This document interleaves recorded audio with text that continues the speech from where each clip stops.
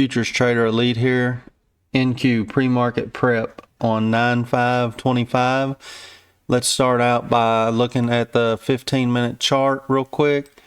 Yesterday we did the gap fill play and then hit the higher time frame trend line. That was in this drive here at the end of the day. Took out the gap, dropped a little bit, then broke structure and went up to the major trend line, which was around 700 in this zone box, and you can see we have kept driving up. So now we got the 1 hour trend line right here is going through this zone box, and it's currently rejecting. We got the 1 hour down here, the green line. You know, this is we're currently at about 782. This box, this pivot point's at 600. This is a golden pivot point.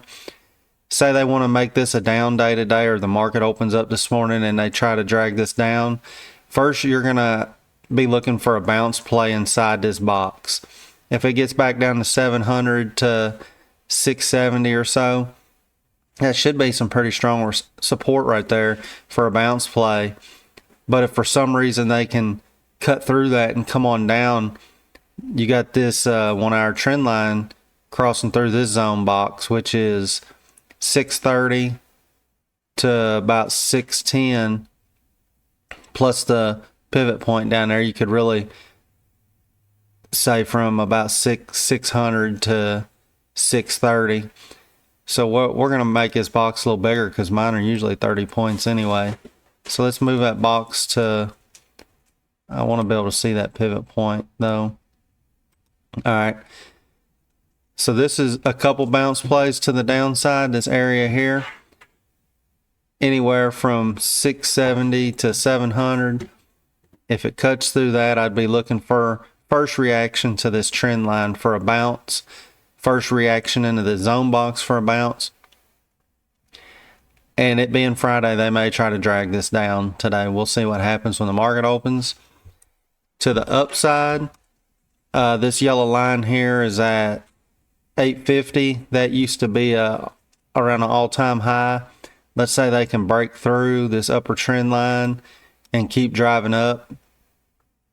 I would first be looking at the 850 area, then the 900, and then we got a lot of confluence of resistance right here in this box from 925 to 955. Plus there was another all-time high at one point there because there's a yellow line in the top of that zone box. First touch reaction to 850 zone, you know, for some scalps down. Then where the resistant 2 pivot is at about 900. Then we got the box from 925 to 955. It just depends on which way they really want to take this. The all-time high ain't that far away. Once again, it's up here around 24,068.